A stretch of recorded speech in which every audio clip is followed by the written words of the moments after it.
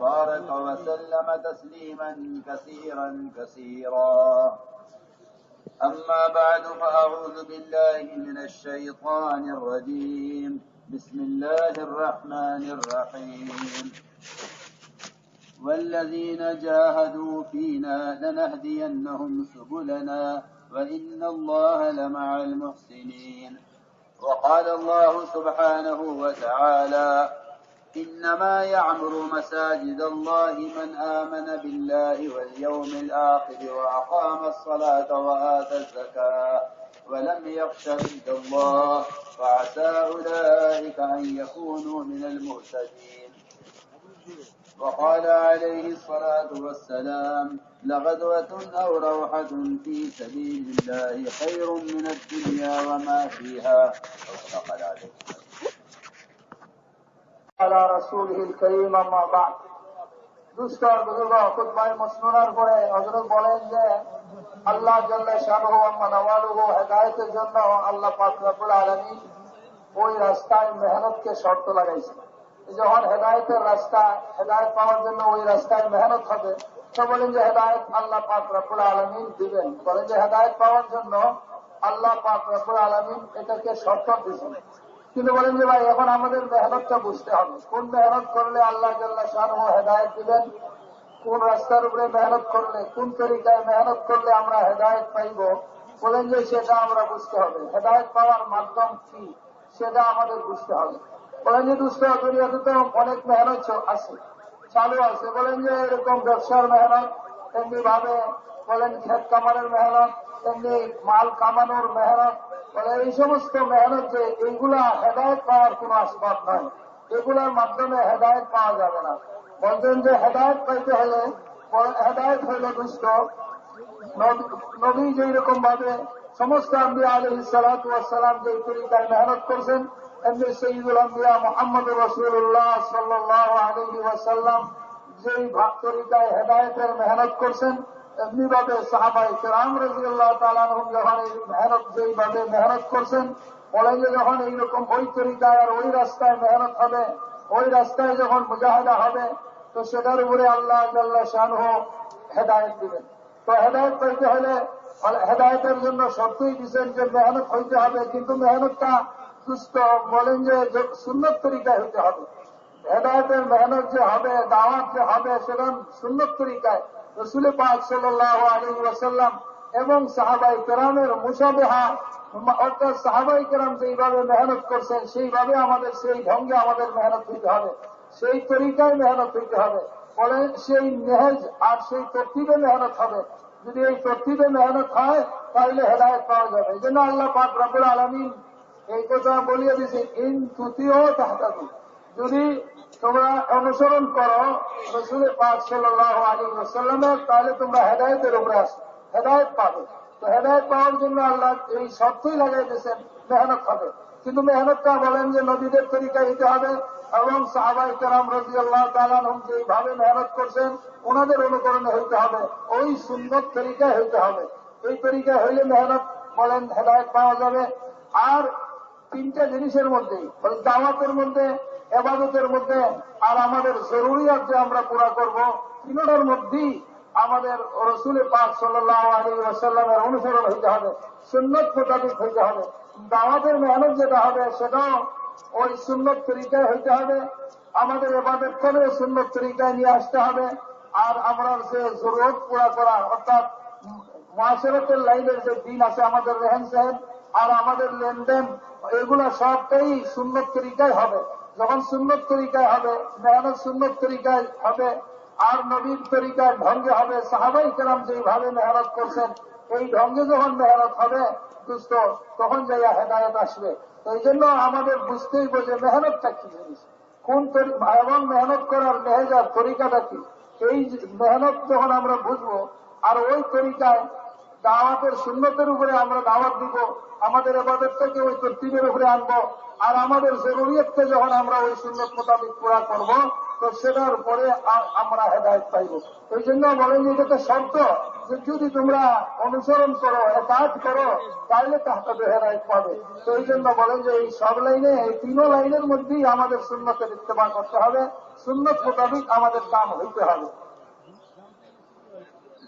দাওয়াতের দ্বারা সমস্ত আম্বিয়া আলাইহিস সালাম মেহনত করছেন, বলেন যে যাতে দিলের একই সহি হয়ে যায়।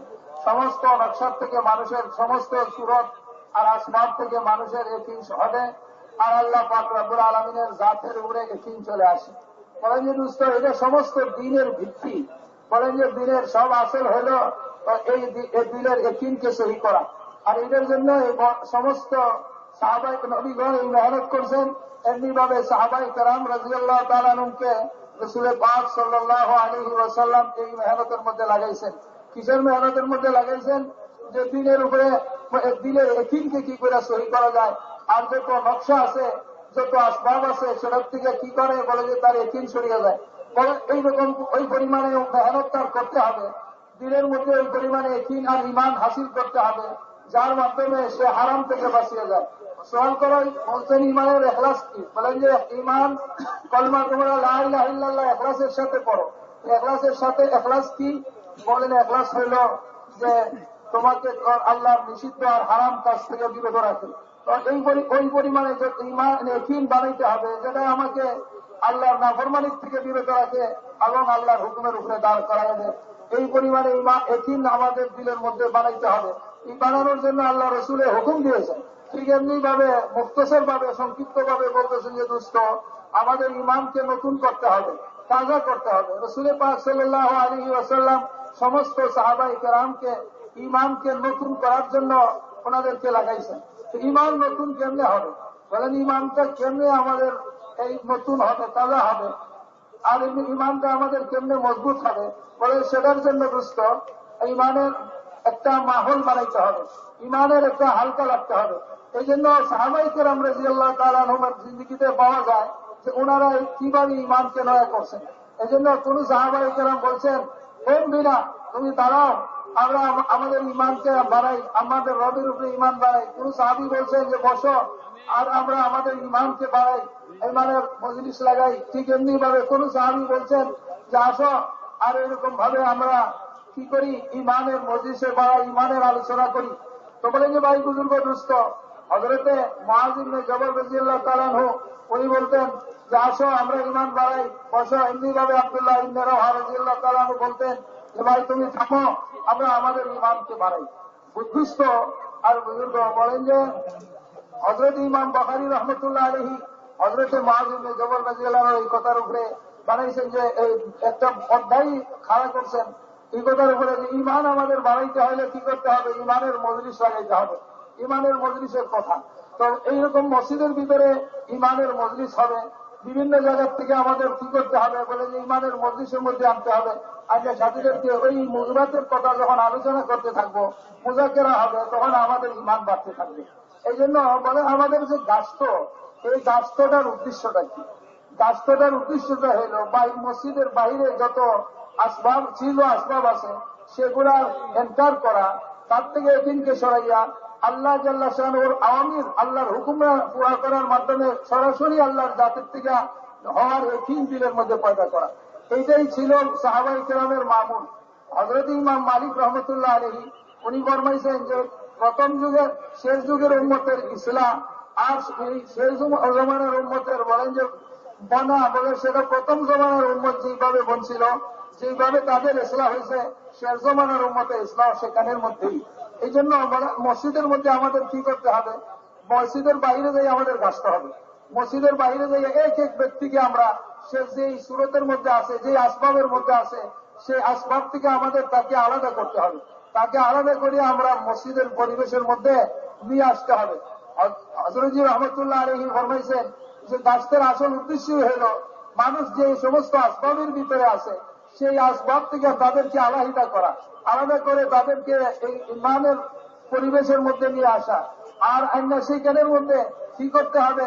সেই ইমানের হালকার মধ্যে আইনা তাকে বসাইয়া আমরা আল্লাহ সমস্ত আসবাবের এনকার করাইতে হবে। আর আল্লাহ জাল্লা শানুর হুকুমের দ্বারা আল্লাহর জাতের একই তার হুকুম পুরা করবো, এর মাধ্যমে আল্লাহ পাক রব্বুল আলামিন থেকে আমাদের সরাসরি হাজত কিনিয়ে নিব, পুরা করাইব, বলেন যে সেখানে একিন বসাইতে হবে দিলের মধ্যে। তো এই জন্য হযরত উমর রাদিয়াল্লাহু তাআলা আনহু এইরকম ভাবে মসজিদের ভিতরে উনি ইমানের হালকা লাগানোর কথা বলছেন। বলেন যে এইরকম ভাবে ইমানের হালকা লাগাইছেন। হযরত উমর রাদিয়াল্লাহু তাআলা আনহু মানুষকে মসজিদের মধ্যে ইমানের হালকার মধ্যে বসার জন্য হুকুম দিয়েছেন। আর মসজিদটা এমন এক জায়গা, বলেন যে সেইখানের মধ্যে যখন আসবে আর মসজিদের পরিবেশের মধ্যে থাকবে, তো এটার দ্বারা দেখা যায় যে তার দিলের মধ্যে কথা পড়বে। হযরত মাওলানা মুহাম্মদ ইলিয়াস সাহেব রহমতুল্লাহ আলাইহি ফরমাইছে যে দিলের মধ্যে কানের মধ্যে কথা পৌঁছে দেওয়া এটার নাম দাওয়াত নয়, বলতে দাওয়াত হইল তার অন্তরের ভিতরে, তার দিলের ভিতরে কথাকে প্রবেশ করানো। তাহলে এটার জন্য সবচেয়ে উত্তম জায়গা হইল মসজিদ।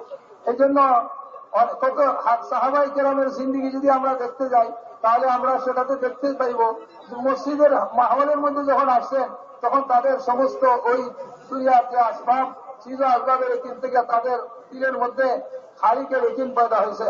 বলেন কি বনি সকিব যখন আসলো, বনি সকিব আসার পরে ওনারা শর্ত লাগাই দিল যে আমরা মুসলমান হইতে রাজি আছি, কিন্তু আমরা নামাজ পড়বো না, আমরা যাকাত দিব না, আমরা আল্লাহর রাস্তায় বাইর হইব না, আমাদের দেবতাকে 3 বছর পর্যন্ত আমরা ভাঙতে পারবো না, 3 বছর পর্যন্ত আমাদের দেবতা থাকতে হবে। রাসূল পাক সাল্লাল্লাহু আলাইহি ওয়াসাল্লাম ফরমাইলেন ওনাদেরকে মসজিদের মাহলের মধ্যে রাখো, মসজিদের পরিবেশে যখন ওনারা থাকবে আর ওনারা সেই মসজিদের পরিবেশ দেখতে থাকবে, তো এটার দ্বারা তাদের অন্তরের মধ্যে যে সমস্ত জিনিস আছে সেটা পরিবর্তন হয়ে যাবে।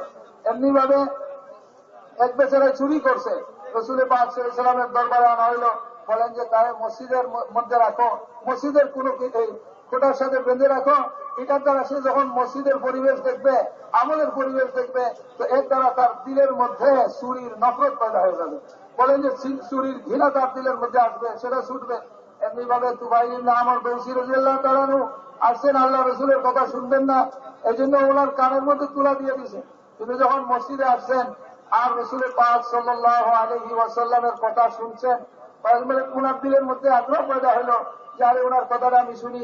তো ওনার কান থেকে এই মসজিদে আসার পরে এটা ওনার দিলের মধ্যে পয়দা হয়েছে, তো কান থেকে উনি তুলা সরাইলেন আর এমনি ভাবে আল্লাহ রসুলের কথা শুনলেন। শোনার পরে ওনার দিলের মধ্যে পড়ে গেল, উনি ওইখানে মুসলমান হয়ে গেলেন। তো বলেন যে ভাই বুজুর্গ দুস্থ, এই জন্য আমাদের গাছের উদ্দেশ্যটা কি? আমাদের গাছের উদ্দেশ্য হল মসজিদের বাইরে যত লোক আছে, বলেন যে এক একজনকের কাছে আমরা যাইব, এর মাধ্যমে যাইয়া যত আসবাবের মধ্যে সে আছে সেটার এনকার করতে হবে। অর্থাৎ এটার দ্বারা কিছুই হবে না, এটার দ্বারা কোনো কিছু তোমার হবে না। একমাত্র আল্লাহর হুকুম যখন তুমি পুরা করবে, তখন আল্লাহ পাক রব্বুল আলামিনের জাত থেকে সরাসরি তোমার সমস্ত কিছু প্রয়োজন পুরা হবে। বলেন যে এই জন্য তার ওই নকশার থেকে মসজিদের মধ্যে আনতে হবে, আর মসজিদের মধ্যে আনার পরে মসজিদের আমলের মধ্যে রাখতে হবে। এই জন্য মসজিদকে আমাদের খালি রাখা যাবে না, মসজিদের মধ্যে আমাদের আমল চালু রাখতে হবে। বলছেন যে ভাই এটা বহুতই জরুরি কথা, ইয়াদের সাথে আমরা সবই এই কথাটা নেই যে মসজিদের মধ্যে আমাদের খালি থাকবে না, মসজিদের মধ্যে আমল চালু থাকবে। দুইজনে যদি হয়, একজন মসজিদের মধ্যে এরকম ইমানের কথা মসজিদের মধ্যে থাকবে, ইমান আমলের কথা বলার জন্য, আর একজন বাহিরে যাবে, বাহিরে যাইয়া বাহিরে যে সমস্ত মানুষ আছে বিভিন্ন জায়গার মধ্যে ওনাদেরকে এরকম খুশামত করে মসজিদের মধ্যে আনবে, আইনা ওনার কাছে বসেবে, উনি এরকম ভাবে ইমানের কথা গাইবের কথা বলতে থাকবে। যত সময় পর্যন্ত মুকিবাতের মুজাকের মধ্যে না বসবে আর আল্লাহ জাল্লা শানুর কুদরতের কথা না শুনবে, ওই মসজিদের পরিবেশের মধ্যে বলেন যে দিলের মধ্যে আসবে না। বলেন যে হযরত যে বলছেন দুস্থ যে কথা দিলের মধ্যে আসতে হবে, বলেন যে এটা সবচেয়ে উত্তম জায়গা হইল মসজিদ। মসজিদের পরিবেশে যখন আসবে, আসার পরে যখন এই কথাগুলো সে শুনতে থাকবে, তো তার দিলের মধ্যে যাবে, তার আসর করবে। এই জন্য দুইজন হইলেও আমরা একজন বাইরে যাই, আর যদি কয়েকজন আমরা হয়ে গেলাম, তো এইখানে কয়েকজন মসজিদের ভিতরে থাকবে, আর বাকি আমরা জমাত বানাইয়া বাইরের মধ্যে যাইব, যাইয়া ওদেরকে মসজিদের বাহির থেকে আনবো। যারা আসতে থাকবে ওদেরকে আমরা এইরকম মসজিদের তালিমও চলতেছে, আর যে আইলো তার আনেওয়ালার ইকরামও আমরা করব, আর এরপরে ওনাদেরকে নিয়ে দুষ্ট বলেন যে আমরা ইমানের কথা বলতে থাকবো, গাইবের কথাবার্তা বলবো, বলেন যে যতই বলতে থাকবো আর আমাদের যতই এই কথাগুলো আমাদের আপসে মুজাকেরা হইতে থাকবে, ততই যাইয়া সেটা দিলের মধ্যে পৌঁছতে থাকবে। সেই জন্য মসজিদের মধ্যেই আমাদের সবাই থেকে নিয়ে আসতে হবে এবং মসজিদের মধ্যেই উম্মতকে জমা করতে হবে। ফলে মসজিদের মধ্যে আনার পরেই উম্মতের এইরকম দিন আর তার সব দিন বাকি থাকবে, বলেন যে দাওয়াতও থাকবে, এমনি ভাবে তার ইবাদত আর মুআমালাত আর মুআশারাত যেটাকে বলা হয় সেটার মধ্যে দিনদারি আসতে থাকবে। যত বেশি তার ঈমান ইয়াকিন বনবে তত এই তার ইবাদত সহি থাকবে, তার মুআমালাত আর এই যে রেহেন সেহেন আর মুআশারাত এইরকম ভাবে এগুলো সব তার ঠিক থাকবে। এই জন্য বলেন যে দোস্ত, আমাদের বাহিরের থেকে মানুষকে মসজিদের ভিতরে আনতে হবে। যেরকম হযরত সাহাবায়ে কেরাম রাদিয়াল্লাহু তাআলা আনছেন, আইনা মসজিদের মধ্যে বসাইছেন, মসজিদের মধ্যে বসাইয়া এরকম তাদেরকে দাওয়াত দিচ্ছেন। রইসুল মুহাদ্দিসিন হযরতে আবু হুরায়রা রাদিয়াল্লাহু তাআলা আনহু উনি মসজিদের বাইরে গেছেন, মসজিদের মধ্যে তালিমের হালকা চলতেছে, উনি বাইরে গেছেন, বাইরে যাইয়া মানুষকে উনি দাওয়াত দিচ্ছেন বাজারে। যারে তোমরা বাজারের মধ্যে ব্যস্ত হয়ে আসো, অথচ মসজিদের মধ্যে তালিমের হালকা চলতেছে।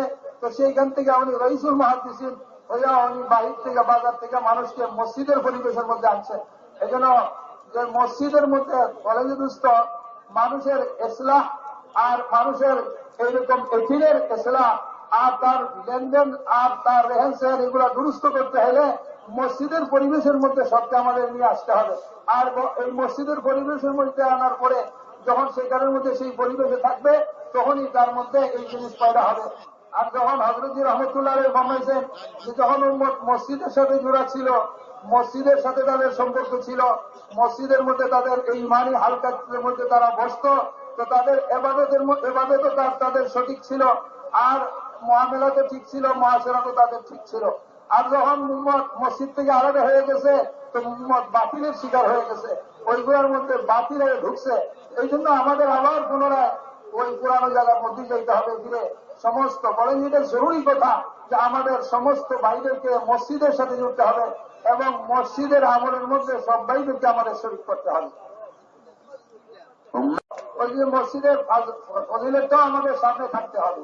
আর সেটা হইলে বলেন যে যদি কেউ একজন মসজিদের মধ্যে এসে হাজির হইল, বলেন যে একজন লোক আল্লাহ এরকম খুশি হন যে এরকম একটা লোক তার বহুত দিন পরে তার এক আত্মীয়ের সাথে খুশি মোলাকাত হইলে যে এরকম খুশি হয়, আল্লাহ জাল্লা শাহরুহ এরকম তার সাথে তার উপরে খুশি হন। তারপরে যে হযরত কেবেলা বলছেন যে যদি এরকম একজন লোকের সাথে আর একজনের দেখা হইলে এরকম খুশি হয় বহুদিন পরে, আর মসজিদে হইলে আল্লাহর চেয়ে বেশি খুশি হয়, তাইলে যে মেহনত করে মসজিদে না হাজির করবে তার উপরে আল্লাহ পাক রব্বুল আলামিন কত খুশি হবে। তো বলেন যে ভাই বুজুর্গ দুস্থ, এই জন্য এক এক ব্যক্তিরে মসজিদে আনার চেষ্টা করবো। একবার বলতেছেন যে ভাই দুস্থ, ওই তো জমানায় হযরত সাহাবায়ে কেরামের জমানায় বলেন যে সমস্ত ব্যক্তি মসজিদের সাথে জোড়া ছিল, তাদের কোন সমস্যা সামনে আসলে যে কোনো কামে ওনারা মসজিদের মধ্যে আসতেন। বলেন দুস্থ, ইবাদতের জন্য হইলে ওনারা মসজিদে, এলিম শিখবেন তো মসজিদে, প্রয়োজন দেখা দিয়েছে তবুও ওনারা মসজিদে, বৃষ্টি বন্ধ হয়ে গেছে বলেন যে মসজিদে আসছেন, বন্যা এসে গেছে বলেন বন্যা আসছে তো এদের ঠেকাইবার জন্য মসজিদে, আগুন বাইরেছে মদিনারে জ্বালিয়ে দিবে, মদিনারে জ্বালিয়ে ভস্ম করবে মসজিদের মধ্যে। হযরত বলে মদিনাতে এমন বড় আগুন বাইরে আসলো যেটা সারা মদিনাকে জ্বালিয়ে দিবে। উমর রাদিয়াল্লাহু তাআলা আনহু তবিদারি রাদিয়াল্লাহু আনহুকে ফরমাইলেন, যাও উঠে গিয়ে আগুনকে নিভাও।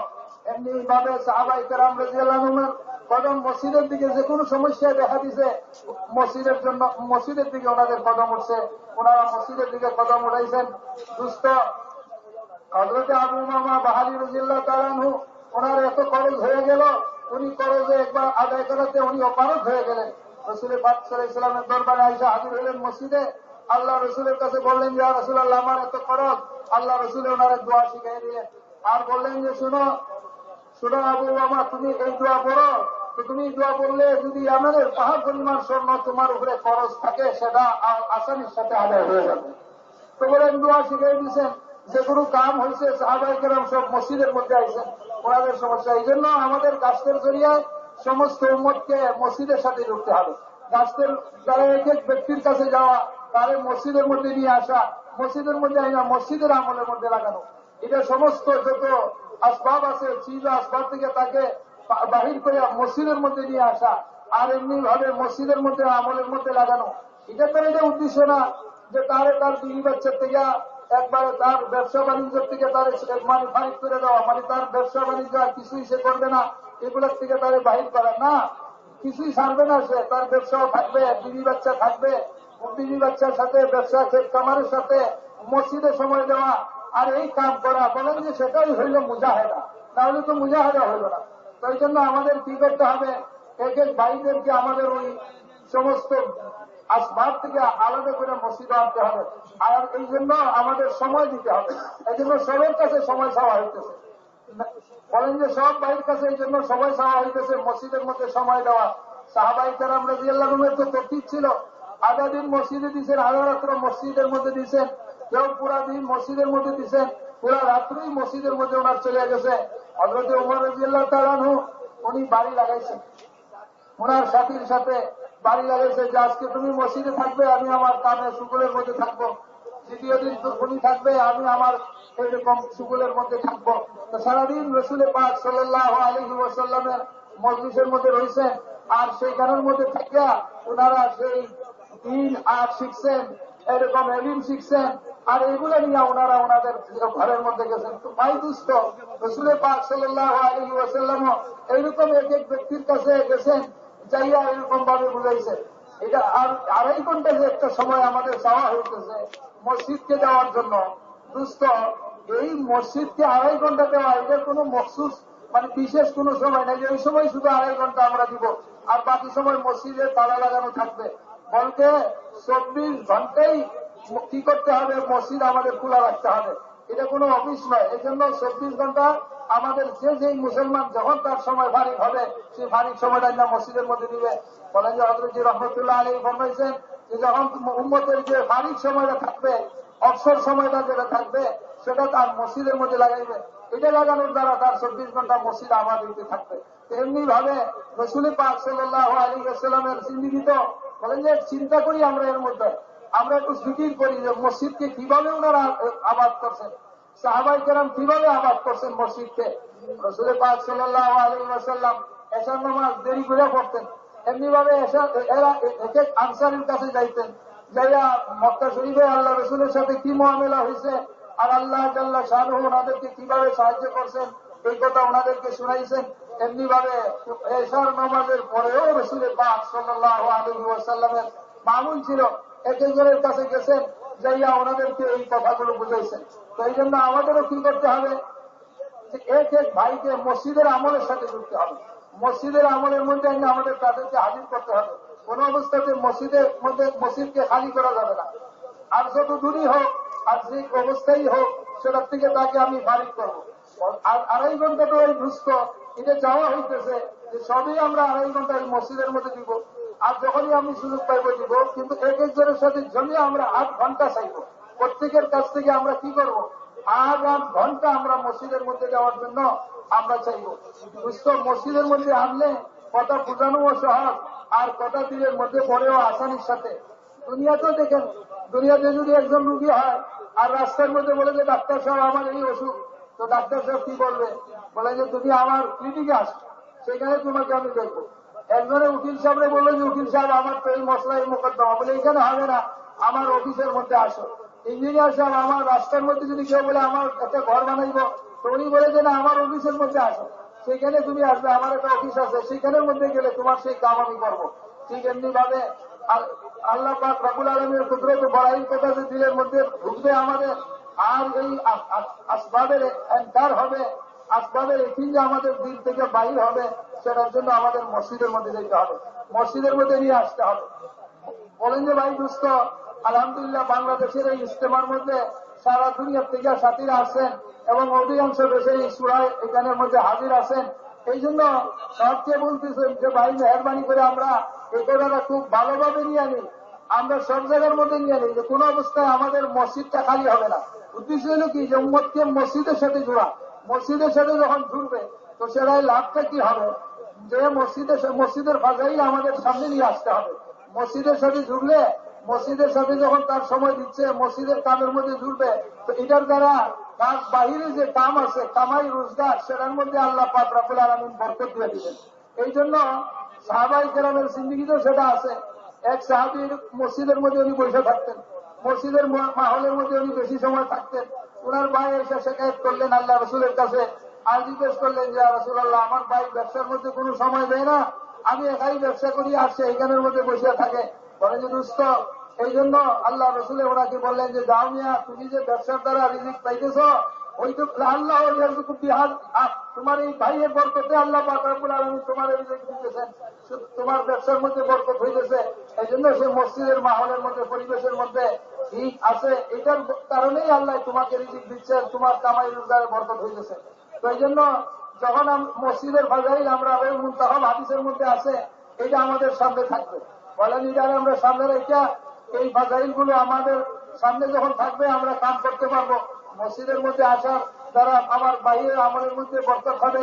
এমনি ভাবে যে মসজিদে আসে আল্লাহ পাক রব্বুল আলামিনের সাথে তার উল্ফত মহব্বত পয়দা হয়ে যায়। এই সমস্ত এখানে এমন বেশি ফাজাইল মসজিদে যেটা বলিয়া শেষ করা যাবে না। তো যারা আমরা বিদেশ থেকে আসছি বিভিন্ন দেশে, আমরা এই কথা না মনে করি যে বহুত দূর মসজিদ আমার বহুত দূরে, আর কি বাড়িঘর বহুত দূরে, কি করে আসবো, যেভাবে হোক দুস্থ আমাদের কি করতে হবে, ওনাদেরকে মসজিদের সাথে জুড়তে হবে। মসজিদের বাইরে কথা বোঝানো এটা তো অপারক অবস্থা, এক বেচারা আসতে রাজি হয় না, আর তার এরকম মসজিদে আসার জন্য সে তার সুযোগ করে দিচ্ছে না, তো তারই এখানে কথা বলবো। তাহলে তো আসল তো মসজিদের ভিতরেই আমাদের নিয়ে আসতে হবে। এই জন্য জরুরি হইল প্রথম মসজিদে আসার ফজিলত। বলেন যে যেই ব্যক্তি হাদিসের মধ্যে আসছে, যে ব্যক্তি মসজিদের দিকে এরকম ভাবে পায়দল চলে আসতেছে, তো বলেন যে আল্লাহ জাল্লাহ শানুর রহমত তার দিকে দৌড়ে গিয়ে তাকে ধরে নিতেছে।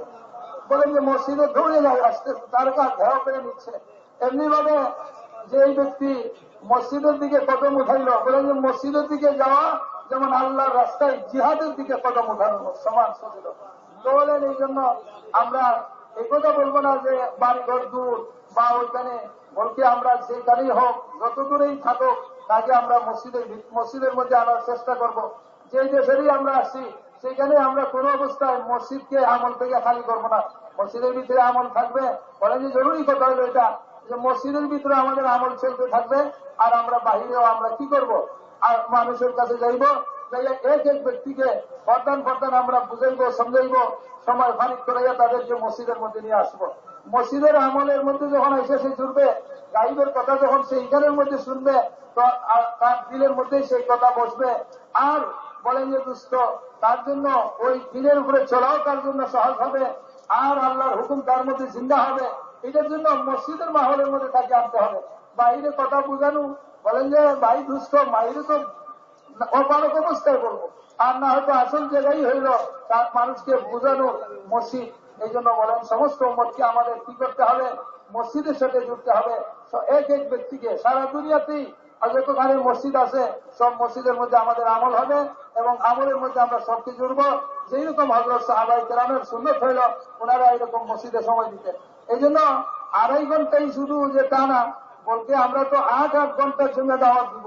সাহাবায়ে কেরাম পুরা সময় দিচ্ছেন, কেউ আধা দিচ্ছেন, বায়ার কেউ এরকম। আমরা আরো বেশি সময় প্রত্যেকের কাছে চাইবো, কিন্তু যে যোগকাণ্ডে 2.5 ঘন্টা দিয়ে এটা একটা নির্ধারিত সময় করে নিব না, বলতে 24 ঘন্টা রাত্র দিন যাতে মসজিদ আবাদ হয়, এটার জন্য আমাদের এই চাওয়া।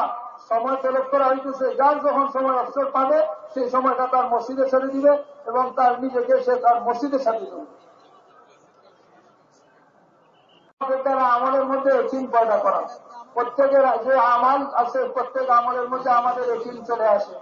যখন আমলের মধ্যে আমাদের একিন বনবে যে আল্লাহ পাক রব্বুল আলামিন জাল্লা শানহু এই আমলের দ্বারা আমার সবকিছু করে দেবেন, তখন একিনের সাথে যখন আমাদের আমল হবে তো আমরা আমল পুরা করতে পারবো।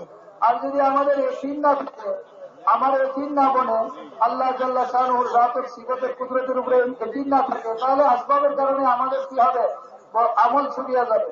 যেমন নামাজ এমন এক আমল, যে আমল যদি কেউ ছাড়ে, নামাজ ছাড়লে যে নামাজ ছাড়ে দিল ইসলামের মধ্যে তার আর কোন অংশ রইল না। নামাজ এমন জিনিস যে নামাজ ছাড়লে মানুষ পুকুরের মধ্যে পৌঁছিয়া যায়, পুকুরি পর্যন্ত পৌঁছাইয়া দেয়। তো এই যে নামাজ এখন এমন এক নামাজ, এই নামাজ আজকে দোকানের কারণে, চাকরির কারণে, ক্ষেত খামারের কারণে নামাজের হুকুম ছুটে যাচ্ছে, সে আজান শুনতেছে, এর বড় দোকানে বসে আছে। কেন? তার আসবাবের একিন তার দিলের মধ্যে আল্লাহ পাক রব্বুল আলামিনের জাত সিফাতের একিন নাই, আল্লাহর জাতের একিন না থাকার কারণে আল্লাহর হুকুম তার থেকে ছুটে যাইতেছে, অথচ সে মসজিদের মধ্যে যাইতে পারতেছে না। এই জন্য বলেন যে আমাদের কি করতে হবে, আজকের থেকে এইরকম দিনের মধ্যে আমরা এই কথা আজকের থেকে অঙ্গীকার করব যে আমরা নামাজকে আমরা কোনোদিন ছাড়বো না। কারণ বলেন যে দুষ্ট এক নামাজ সমগ্র দুনিয়া সমগ্র দুনিয়া মিলে এলেও একটা নমাজ হবে, নমাজের মোকাবিলা হবে না। এক নমাজের বদল সারা পৃথিবীতে যা কিছু আছে সব মিলিয়ে হইতে পারে না। হযরত সুলাইমান আলাইহিস সালাতু ওয়াস সালাম বলেন যে হযরত সুলাইমান আলাইহিস সালাম নবী, উনি আল্লাহ পাক রব্বুল আলামিনের কুদরত দেখতেছেন। আজাই বলেন উনি ঘোড়া দেখতেছিলেন। এই যে ঘোড়া আর এই সমস্ত আসবাব আল্লাহ পাক রব্বুল আলামিন জাল্লা শানহু দিয়েছেন, বলে যাতে আল্লাহ পাকের কুদরত দেখা। কিন্তু কুদরত দেখা এইরকম যাতে না হয় যেটা আবার আল্লাহর হুকুম থেকে আমাদেরকে গাফিল করে দেয়। তা আল্লাহর হুকুমকে থেকে গাফিল করলে, আল্লাহর হুকুম যদি বাদ ছুটিয়ে যায়, পড়িয়ে যায়, তাইলে আর এটা হইল না। আল্লাহ পাকের কুদরতের উপরে আমাদের যে ঈমান বাড়া, সেটা হইল না। হযরত সুলাইমান আলাইহিস সালাতু ওয়াস সালাম ঘোড়া দেখতেছিলেন। ঘোড়া দেখতে দেখতে ওনার আসরের নামাজ ছুটিয়ে গেল। বলা যে যখন হযরত সুলাইমান আলাইহিস সালামের আসরের নামাজ ছুটিয়ে গেল, উনি এত পেরেশান হয়ে গেলেন আর এত চিন্তিত হইলেন, ব্যথিত হইলেন। হইয়া হযরত সুলাইমান আলাইহিস সালাতু ওয়াস সালাম ওনার ঘোড়ার যত পাওয়া ছিল সব ঘোড়ার পাওয়াকে ফেলে দিলেন, সব ঘোড়াকে খতম করে দিলেন। এটার উপরে আল্লাহ পাক রব্বুল আলামিন ওনার এই পেরেশানি দেখিয়া আল্লাহ পাকে ওনার আমলটারে নষ্ট করেন নাই, যাই করেন নাই। আল্লাহ জাল্লা শানুহু আম্মা নাওয়ালুহু কি করছেন বলেন যে আল্লাহ পাক রব্বুল আলামিন আবার সূর্যরে পুনরায় ফিরিয়ে নিয়ে আসলেন ওনার জন্য। আবার এরকম আসরের রক্ত হয়ে পর্যন্ত সূর্য ফিরত আসলো, উনি আল্লাহর হুকুম করা করলেন। তো এর দ্বারা প্রমাণ হয়ে গেল দুষ্ট যে এক নামাজের মূল্য আল্লাহ জাল্লা শানুহু আম্মা নাওয়ালুহুর দরবারে সমগ্র দুনিয়া এমনি ভাবে সমস্ত আসবাবের চেয়ে আল্লাহর দরবারে তার দাম বেশি। এই জন্য নামাজ এত বড় জিনিস। নামাজ যদি কেউ ছাড়িয়ে দেয়, নামাজ ছাড়লে ইসলামের মধ্যে তার আর কোনো হিস্সাই রইল না, তার কোনো অংশই রইল না। নামাজ ছাড়লো বলেন যে নামাজে মানুষের কুকুরের মধ্যে নিয়ে পৌঁছায় দেয়। এই জন্য আজকের থেকে আমরা প্রত্যেকে মরবাঞ্জে ভাই, আমরা প্রত্যেকে এই কথার নিয়ত করি যে জিন্দগিতে আর কোনোদিন এক ওয়াক্ত নামাজ কাজা করবো না। তো বলেন যে ভাই, এই নামাজকে আমাদের নামাজ এটা আল্লাহ পাক রব্বুল আলামিনের বড় হুকুম, যে নামাজে কায়েম করলো সে দিনে কায়েম করলো। এই জন্য আমাদের নামাজের মস্ক হইতে হবে, নামাজকে আমরা মস্ক করতে হবে। এই জন্য বলেন যে নামাজ আমরা যে পড়বো, নামাজটা এলিমের সাথে পড়তে হবে। নামাজ এলিমের দ্বারা আমাদের আদায় করতে হবে। নামাজ আমাদের একিনের সাথে হইতে হবে। এমনি আসবাবের একিন দিলের মধ্যে থাকবে না, বলকে নামাজের বলে আল্লাহর পাকের হুকুমের দ্বারা যা হয়, আল্লাহ পাকের হুকুম পুরা করার দ্বারা হয়, সেইটার একিন আমাদের দিলের মধ্যে বসাইতে হবে। এই জন্য একটু হলে দুষ্ট নামাজের আমাদের মস্ত করতে হবে। নামাজের জাহিদটা যেটা আছে সেটারও আমাদের মস্ত করতে হবে। আর বলেন যে দুষ্ট সেটা কি, রুকু সেজদা, সেগুলো আমাদের ঠিক মতো দিতে হবে। এমনি ভাবে যদি নামাজটা এমন জলদি জলদি করলো, নামাজের হুকুমগুলো সে পুরা করলো না, নামাজ ঠিক মতো তার রুকু সেজদা হইল না, তো এইরকম নামাজের দিকে তো আল্লাহ পাক রব্বুল আলামিন তাকানই না। তো এইরকম নামাজ জলদি জলদি পড়া আর এমনি নামাজের দিকে নামাজের গুরুত্ব তার মধ্যে না থাকা, এটা তার একিনের দুর্বলতার কারণে। এই জন্য আসবাবের একিন সে দিন থেকে বাইরে যেতে হবে আর আমাদের একিন দিনের মধ্যে আসতে হবে। কিন্তু এটা তারা বলেন যে এটার বড় উদ্দেশ্য এটা না যে আসবাবকে একবারে সারিয়েই দাও। আসবাবকে সারার কথা বলা হইতেছে না। আসবাব ছেড়ে দিলাম, ব্যবসা চাকরি খেতকামার এগুলা সারিয়ে দেওয়া, এগুলা তো রহবানিয়ত। আর বলেন যে রহবানিয়ত ইসলামের মধ্যে নেই, রহবানিয়ত ইসলামের মধ্যে আসতে পারে না। এই জন্য আমাদের কি করতে হবে, আসবাব তো থাকবে কিন্তু আসবাবের লাইনে যে হুকুম আছে বলেন যে সেই হুকুমের মধ্যে হুকুমের সাথে সেটা পুরা করতে হবে।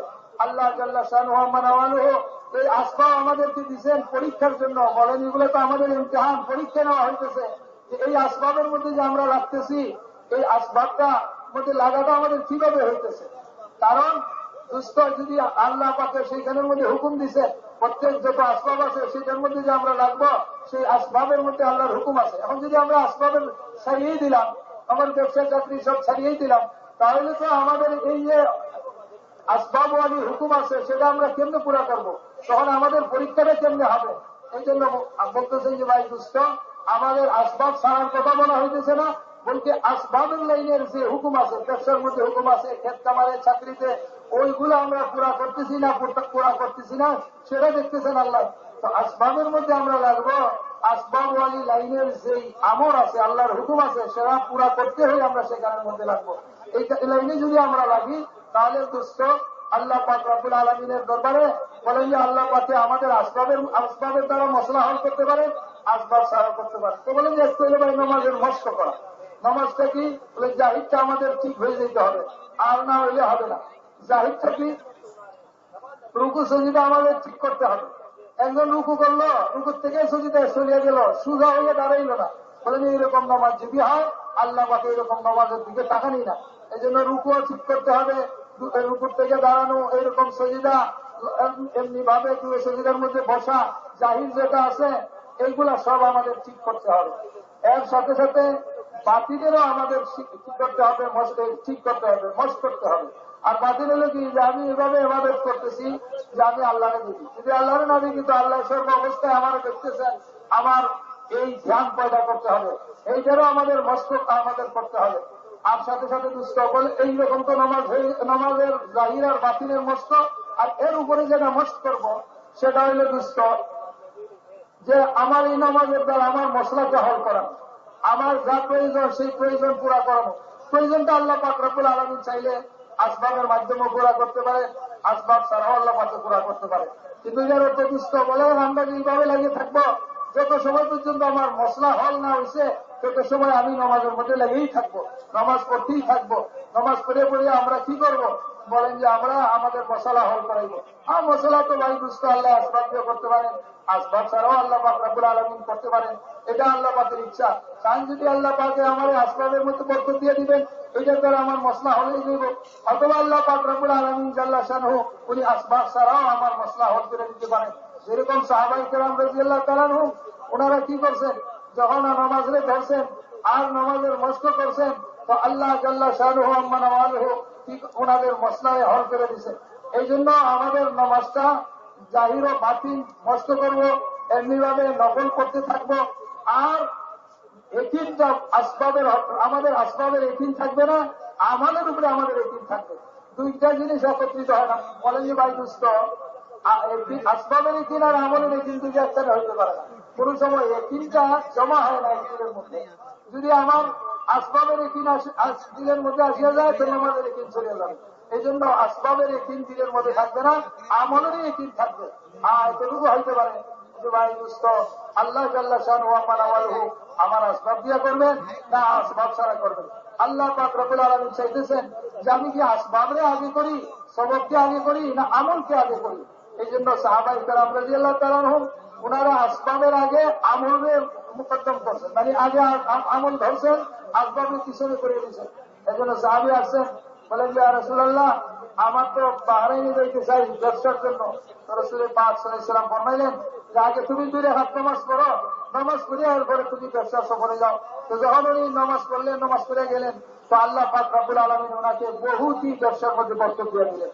তো দুস্থ বলেন যে আমাদের এইরকম ভাবে যখন আমল আর আসবাব একসাথে হবে তো আমরা আমলকে পিছনে করে দিব, আমলকে আগে করবো আর আসবাবকে পিছনে বানাবো।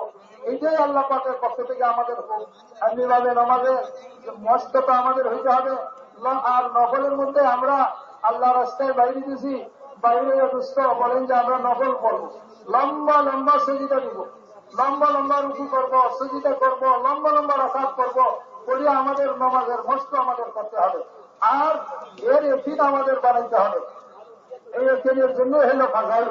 বলে যে দুষ্ট অতিথি ফরমাইছেন যে একিন যে আমল আল্লাহর ওয়াদার উপরে, আল্লাহ যে আমলের উপরে যে একটা ওয়াদা করছে তুমি যদি আমল করো এটা তোমার দেওয়া হবে। রাসূল পাক সাল্লাল্লাহু আলাইহি ওয়াসাল্লামের মাধ্যমে যে ওয়াদা করছেন এই ওয়াদার একদিন আমাদের নিয়ে আসবে, এটার মাধ্যম হইল বলে যে ফাজাইলের তালিম। এই জন্য আমরা ফাজাইলের তালিমের মধ্যে যখন বসবো, ফাজাইল যখন আমরা ফাজাইলের মধ্যে যখন লাগবো, এর মাধ্যমে আমাদের দিলের মধ্যে অন্তরের মধ্যে আল্লাহর ওয়াদার উপরে একিন পয়দা হয়ে যাব, আল্লাহর ওয়াদার উপরে একিন পয়দা হবে। তখন আমাদের জন্য আমলের মধ্যে লাগা সহজ হয়ে যাবে, আমাদের আমলের মধ্যে আমরা লাগবো। আর আমলের মধ্যে যত বেশি লাগবো তো বলেন যে আমি আমার জিন্দগিটা আল্লাহর হুকুমের উপরে আসিয়ে যাবে, আল্লাহর মনসামত হয়ে যাবে। এই জন্য যেরকম আমরা ফরজের উপরে মেহনত করবো, আমরা নকলের উপরে মেহনত করবো।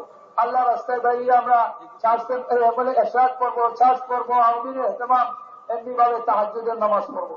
তাহাজ্জুদের নামাজেরও আমরা আল্লাহ রাস্তায় দাঁড়িয়ে আমরা গুরুত্ব দিয়ে আদায় করার চেষ্টা করবো।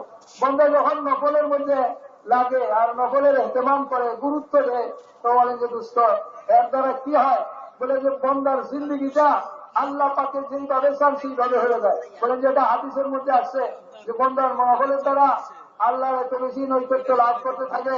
বলেন যে নৈকট্য লাভ করতে করতে এত বেশি কাছে পৌঁছে যায়, বলেন যে এখন বন্দার হাত বলেন যে এখন আল্লাহর হাতে, মানে আল্লাহর মশা মতো চলে, তার পা আল্লাহর ইচ্ছা মতো চলে, এরকম তার ধরা দেখা অঙ্গ প্রত্যঙ্গ সব আল্লাহ যা চান তার উপরে আসিয়া যায়।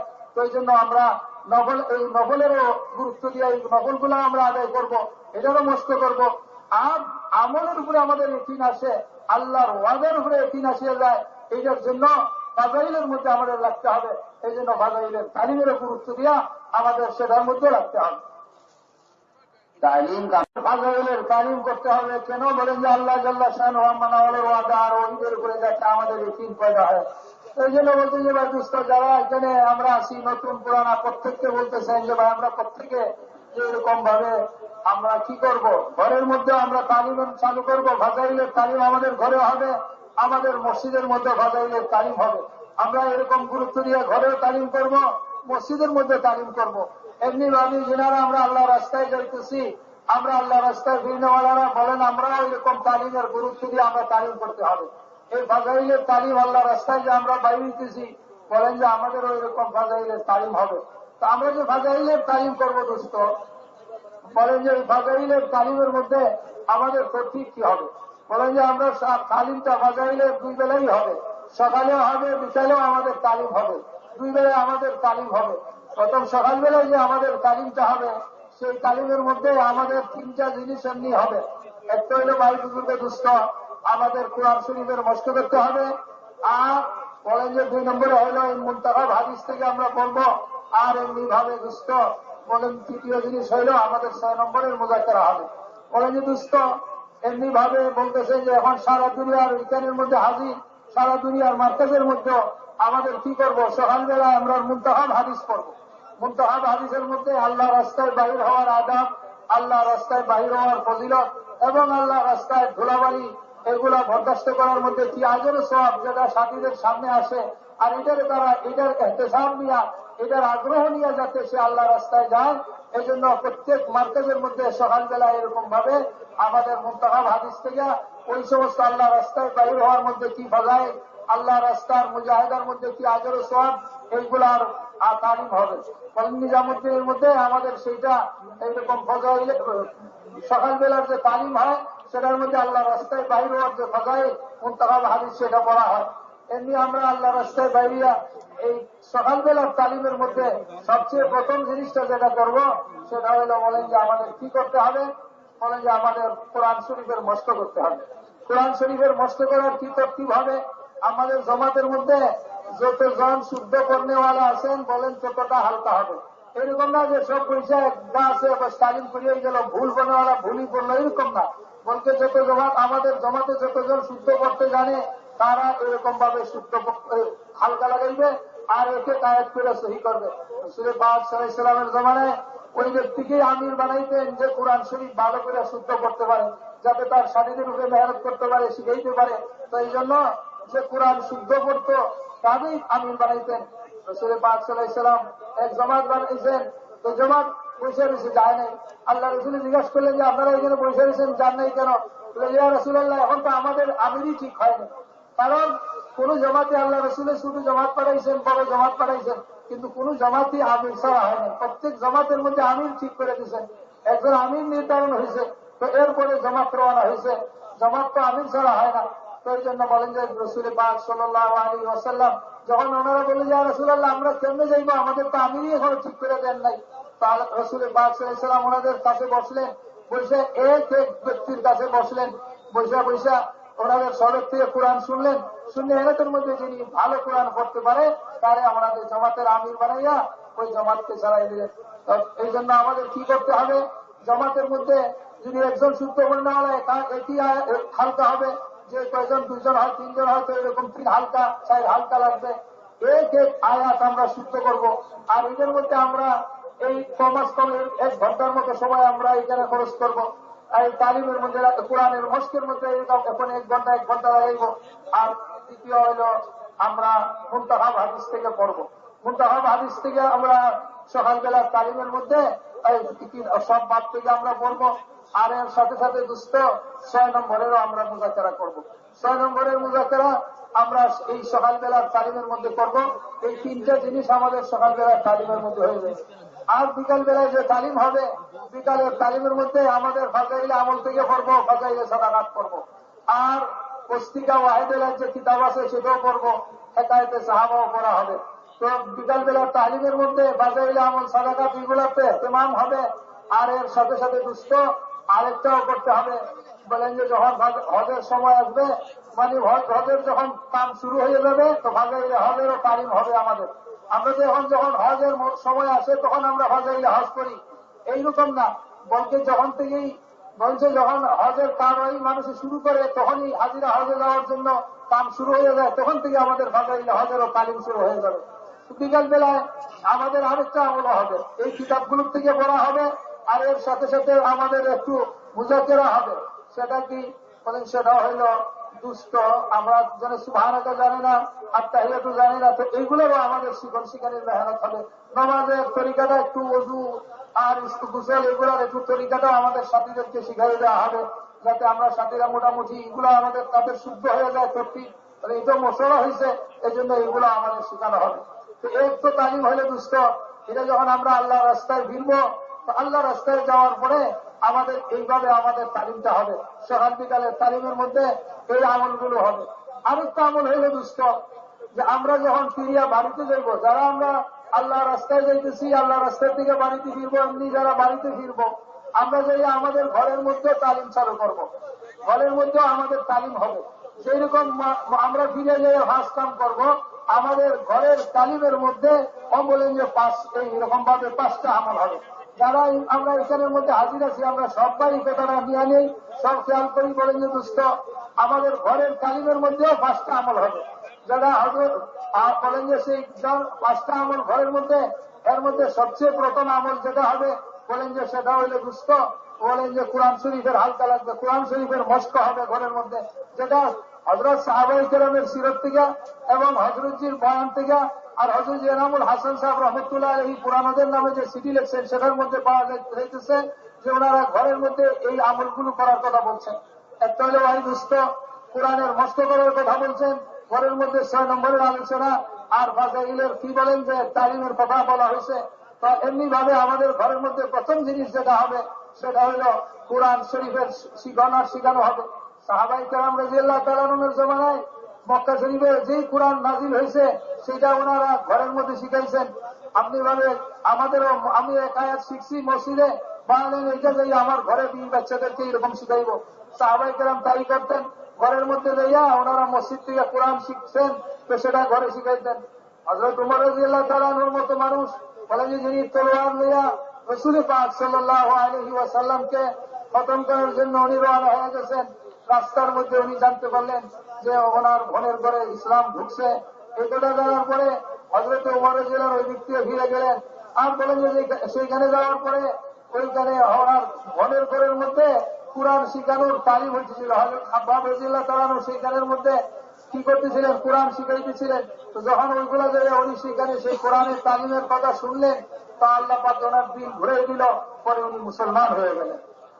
তো দুস্থ আমাদের ঘরের তালিমের মধ্যে একটা হলো দুস্থ যে আমাদের ঘরের তালিমের কোরআনের হালকা হবে। এই ঘরের সবে কোরআন সহি করবে, কোরআন সহি করার মেহনত হবে। দ্বিতীয় আমল হইল আমাদের ঘরের তালিমের মধ্যে কি হবে? ঘরের তালিমের মধ্যে আমাদের তালিম হবে। একদিন ফাজাইল আমল, সাদাকা সহ এগুলো সবের তালিম হবে, আর একদিন মুনতাখাব হাদিসের তালিম হবে। এই দুই কিতাব, একদিন এটা আর একদিন ওইটা পড়া হবে। আর এর সাথে সাথে দুস্থ 6 নম্বরের মুযাকারা হবে, যেটার কথা বলেন যে হযরতজি এনামুল হাসান সাহেব রহমতুল্লাহ আলাইহি পুরানোদের নামে যে সিডি লিখছেন, সেটাতে লিখছেন এই ফাজাইলের তালিমের সাথে আমাদের ঘরের তালিমের মধ্যে 6 নম্বরের বয়ান হবে, আর কোরআন শরীফের মস্ক হবে, কোরআন শরীফ শিখানির মেহনত হবে। তো আমাদের 6 নম্বর, এটার জন্য বলেন যে ঘরের সবরে আমি 6 নম্বর শিখিয়ে দিব। এটার জন্য মুনতাখাব হাদিসের মধ্যে প্রত্যেক বাপ এরকম 6 নম্বরের যে ফাজাইল আছে, সেগুলা কিছু হাদিসের যদি মফহুম নিয়ে আনে, মুখস্থ করে নেয়, তো সহজের সাথে সে 6 নম্বর বলতে পারবে। তো এই জন্য ঘরের মধ্যে সবে 6 নম্বর বলতে, সবে দিয়ে আমরা 6 নম্বর বলাইব। তো এমনি ভাবে শুধু বড় মহিলারা, আর এর সাথে সাথে বলেন যে ভাই দুস্থ ঘরের মহিলাদেরকে আমরা দিনী জেহেন বানাইতে হবে। মসুরাতের মধ্যে আমাদের মেহনত চালু করতে হবে। মস্তরাতের যে মেহনত দুষ্ট বলেন যে এটাও বহুত বড় গুরুত্ব রাখে। যখন মস্তরাতের মেহনত হবে তো ঘরে মা বোনদের জেহেন বনবে, আর এর দ্বারা আমাদের ঘরের মধ্যে ইবাদত জিন্দা হবে, জিকির জিন্দা হবে, তেলাওয়াত জিন্দা হইতে থাকবে। এইসব আমলগুলো আমাদের বলতে ঘরের মধ্যে আমলের মাহল হবে, জিকির ও তেলাওয়াতের মাহল হবে, আর তিনি জজ্বা ঘরের মধ্যে বনবে। আর মা বোনদেরকে আমরা সাহাবিয়াতদের ওয়াকিয়া শুনাইব, ঘটনা শুনাইব। এটার দ্বারা আমাদের মা বোনদের মধ্যে দিনী জজ্বা পয়দা হবে, আর এটার দ্বারা ওনারা আল্লাহ রাস্তায় বাহির হওয়ার জন্য এদের মধ্যে আগ্রহ পয়দা হবে, অর্থাৎ ঘরের মধ্যে তশকিল হবে। এই জন্য হযরতে উম্মে হারাম রাদিয়াল্লাহু তাআলার ঘটনা যে রাসূল পাক সাল্লাল্লাহু আলাইহি ওয়াসাল্লাম একদিন ওনার ঘরে ছিলেন, তো হঠাৎ করে ঘুমাইছিলেন, উঠলেন, হাসলেন আল্লাহ রাসূল। উম্মে হারাম রাদিয়াল্লাহু তাআলা আনহা বললেন যে আল্লাহ রাসূল আপনি হাসলেন কেন? বলে আমার এক জামাত এরকম নৌকার মধ্যে সওয়ার হইয়া আর দেশের মধ্যে তারা সফর করে যাইতেছে, আর নৌকার মধ্যে তারা বাদশার মধ্যে বৈশা এক মিনারের সাথে নিরাপদে যাইতেছে। উনি বলেন যে রাসূলুল্লাহ আমার জন্য দোয়া করেন যাতে আল্লাহ আমার এই জামাতের মধ্যে শরীক করে দেয়। বললেন যে যাও তুমি সেই জামাতের মধ্যে। আবার শুয়ে পড়লেন, আবার উঠলেন, ওঠার পরে আবার উনি এরকম হাসলেন। বলেন যে ইয়া রাসূলুল্লাহ কেন হাসলেন? বলে আরেক জামাতে এরকম আমার দেখতে পাইলাম যারা এরকম নৌকার মধ্যে সওয়ার হয়ে আরেক দেশে সফর করে যাইতেছে। বলে দোয়া করেন আমারও যাতে আল্লাহ এই জামাতের মধ্যে শরীক করে। বলে উম্মে হারাম তুমি কেমনে শরীক হবে? তুমি তো প্রথম জামাতে যাবে, আর প্রথম জামাতে যাইয়া তুমি ওই দেশের মধ্যে তোমার ইন্তেকাল হয়ে যাবে। তো বাইরের বুজুর্গার দুষ্ট। এই জন্য আমাদের মা বোনদের মধ্যে এই জজ্বা পয়দা হওয়ার জন্য আমাদের ঘরের মধ্যে ইমানিদের মুজাক্কারা দিতে হবে। আর বলেন যে আমরা ওনাদেরকে শর্তের সাথে, এমনি ভাবে পর্দার সাথে, এমনি ভাবে ওনাদেরকে আমরা কি করব? বলেন যে আমরা শর্ত সরাইতের সাথে, পুরাপুরি পর্দার সাথে আমরা আল্লাহ রাস্তায় ওনাদেরকে নিয়ে যাইব। তো এর দ্বারা কি হবে? মা বোনদের জেহেন বনবে, জজ্বা বনবে, আর এর সাথে সাথে দুস্থ আমাদের ওদের কি হবে? দিনের মধ্যে আল্লাহ রাস্তায় বাইরেও আরো জজ্বা পয়দা হবে, ঘরের মধ্যে জিক্র তেলাওয়াতের মাহল বনতে থাকবে, আমাদের ঘরের পরিবেশটা দিনই পরিবেশ বনবে। আর এর সাথে হইল মাসাইল রয়ে গেল, ফাজাইলের তালিম তো এইভাবে হবে। আর এর সাথে সাথে দুস্থ আমাদের ঘরের মধ্যে আরেকটা তালিমও হবে। সেটা কি? ঘরের তালিমের চতুর্থ জিনিস হইল বলেন যে এই ঘরের মধ্যে আমাদের মশওয়ারা করতে হবে। যেরকম মা বোনদেরকে আমরা তশকিলের মধ্যে উঠাইব, চতুর্থ আমল। পঞ্চম আমল হইল সুস্থ ঘরের মধ্যে পরামর্শ করা। আর সেই পরামর্শটা কি? যে কালকে কার জিম্মায় এইরকম 6 নম্বর বলা, কার জিম্মায় কিতাব পড়া, কে এইরকম সূরাটা নষ্ট করাই। আমরা যদি এটা ঠিক না করি তাহলে আমাদের তালিম আর এমনি ছুটিয়ে যাইব।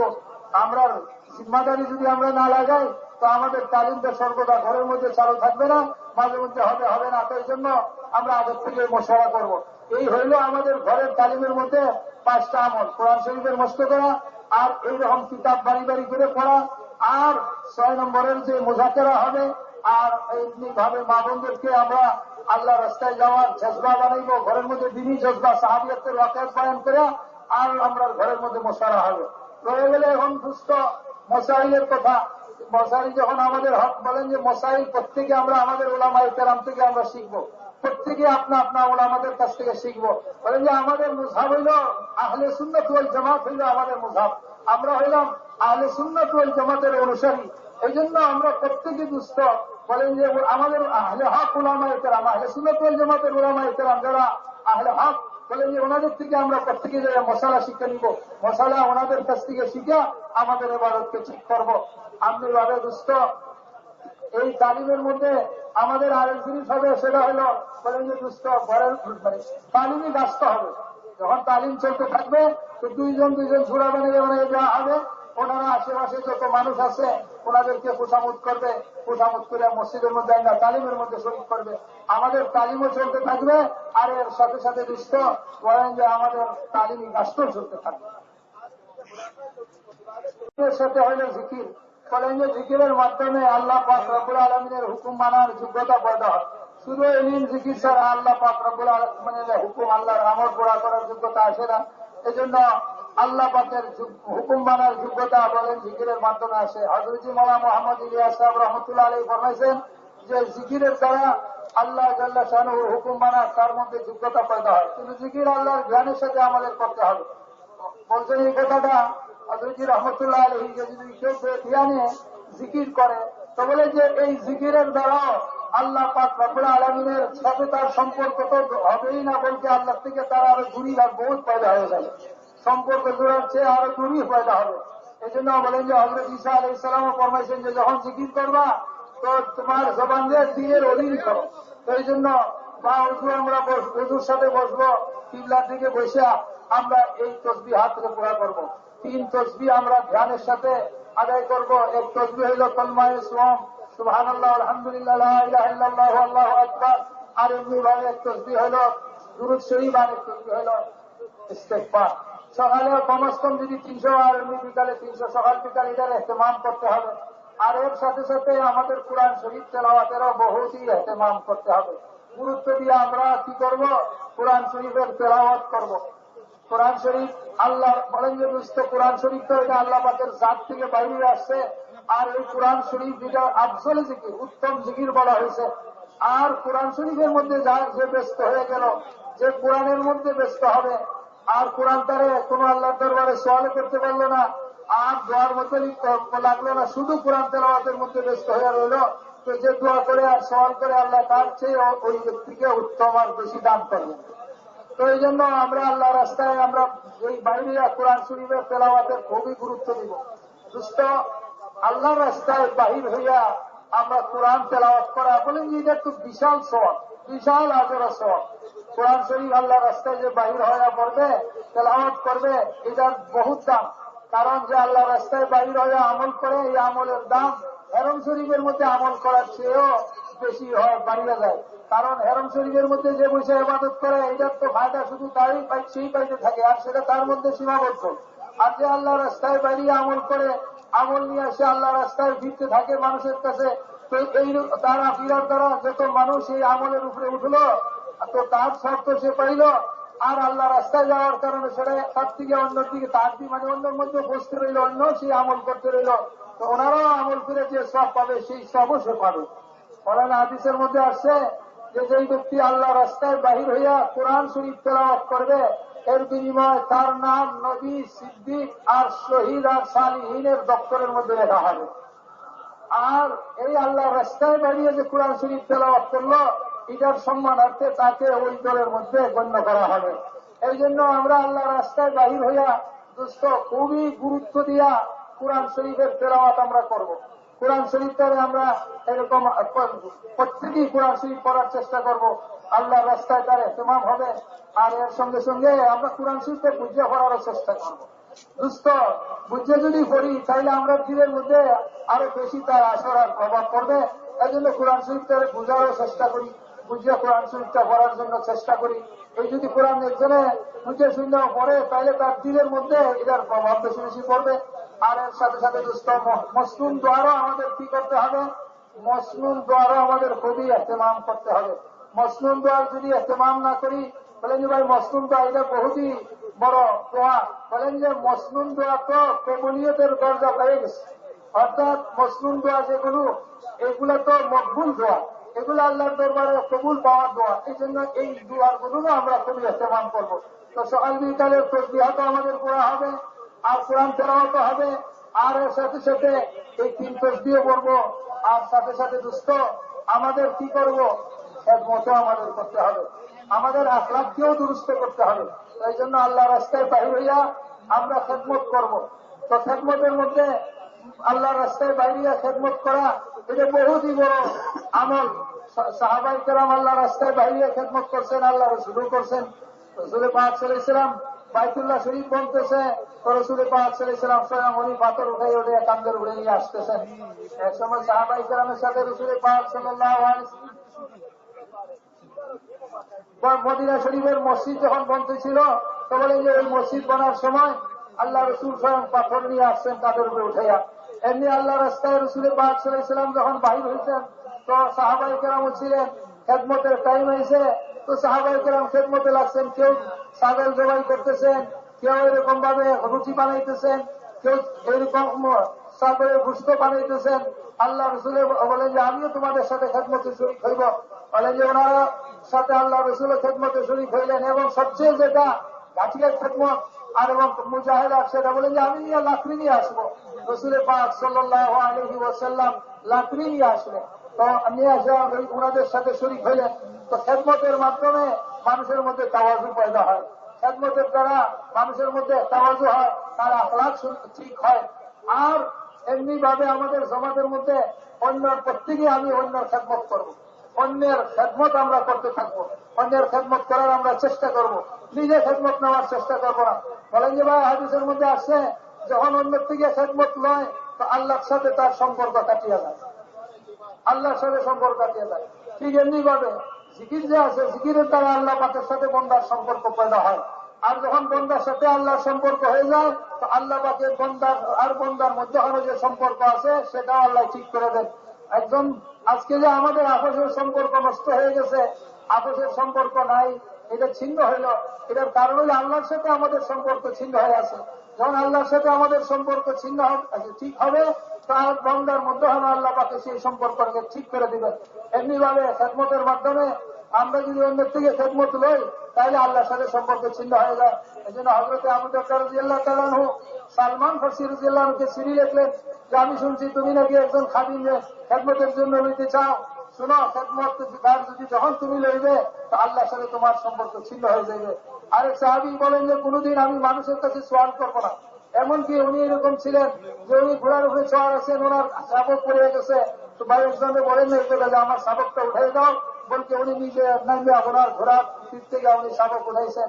তো বলেন যে দুস্থ ঠিক এমনি ভাবে আমরা প্রত্যেকে খেদমত করব, যখন অন্যের খেদমত করব তো এর দ্বারা আমাদের মধ্যে তাওয়াজু পয়দা হবে, আল্লাহ রাস্তায় বাইরে এটার মস্ত আমাদের করতে হবে। আর হকুগুলি বা বন্দার হক আমরা আদায় করবো, প্রত্যেকের হক আমরা আদায় করতে হবে। হক আমাদের কারো বাকি থাকবে না, সবের হক আমরা আদায় করব। যদি হক আমরা আদায় না করি আর আখেরাতে আমরা কিয়ামতের ময়দানে হাজির হই তো আমাদের নীতি আমল সবগুলা হিসাব মাইসে উড়ে এসিরে এলে দেব, কিছুই আমাদের বাকি থাকবে না।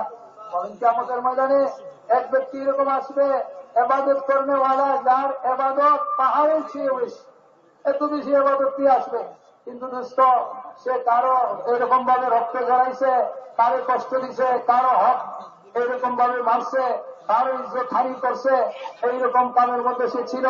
এখন হকদাররা আসবেন, আইসা তার আল্লাহর দরবারে যখন দাওয়া করবেন তো তার নেকি দিতে থাকবেন, সমস্ত নেকি নেওয়া শেষ হয়ে গেছে, এখন আর তার কাছে কোনো নেকি বাকি নাই। তখন অন্যের গুনাহ তার উপরে ছেড়ে দেওয়া হবে, আর সে ধ্বংস হয়ে যাবে, তার দুষ্ট সে দুর্যোগে যাবে, কারণ তার সবগুলা নিয়ে গেল। এই জন্য দুনিয়া থেকে আমরা প্রত্যেকের হক আদায় করবো। একটা হলে ভাই দুষ্ট হক আদায় করার আমরা চেষ্টা করবো, যতটুকু পারি আমরা হক আদায় করে দিব। আর যদি হক আদায় করার করতে পারতেছি না তো তার থেকে কমাস কম মাফ করে লইব। এমনি ভাবে একজনের বিপদ করছি তো বলেন তার কাছে যাইব, যাইয়া তার দুনিয়াতেই তার কাছ থেকে মাফ করে নিব, মাফ চেয়ে নিব যে আমার দ্বারা যেটা হয়েছে আমি তার থেকে মাফ নিয়ে নিব। এমনি সাথে সাথে দুষ্ট আমরা আমাদের আমলের মধ্যে নিয়ে ফিরেও আমরা ঠিক করতে হবে, ইখলাস আমাদের মধ্যে পয়দা করতে হবে। প্রত্যেক আমল আল্লাহর জন্য হইতে হবে। বলেন যে আল্লাহর মুখলিসকে ওরা সাধারণ যদি একটু রিয়া আসিয়া যায় তো এই রিয়াটা হইল শিরিক। এই জন্য আমাদের নিজেকে রিয়ার থেকে বাঁচাইতে হবে আর আমাদের আমলের মধ্যে ইখলাস পয়দা করতে হবে। এই জন্য প্রত্যেক আমলের মধ্যে কমাস কম বলেন যে 3 বার এটা যে আমি আমলটা কিসের জন্য করতেছি এটা আমার দেখতে হবে, যাচাই করতে হবে প্রত্যেক আমলের মধ্যে যে আমলটা তো আমার আল্লাহর জন্য হইতেছে, আল্লাহর জন্য হইতেছে, এইরকম 3 বার আমার এটার কমাস কম এক এক আমলের মধ্যে আমাদের দেখতে হবে। আর এমনি ভাবে দুষ্ট আমাদের আমলটা রিয়ার থেকে পাপ হইতে হবে। বলে মুখলিসকে ইখলাস কার মধ্যে আসছে, বলেন যে যদি একজন আমল করছে, আমলের দ্বারা একজন তার প্রশংসা করছে, এটার দ্বারা সে সন্তুষ্ট হয় না, প্রশংসা পাইলে সে আরো গুসা হয়। আর আমল করার পরে যদি কেউ তার কোনো বদনামি করে এটার দ্বারা সে অসন্তুষ্ট হয় না, বদনামি করলেও সে অসন্তুষ্ট নাই। আর যদি তার প্রশংসা করে তো সে এটার দ্বারা খুশি হয় না, নারাজ হয়। রিয়াকারকে রিয়া হলে এই ব্যক্তি রিয়াকার যে আমলের পরে কেউ যদি তার প্রশংসা করলে খুশি হয় আর কেউ যদি তার বদনাম করলো তো সেটার উপরে সে অসন্তুষ্ট হয়ে যায়, তো এই ব্যক্তি হলে রিয়াকার।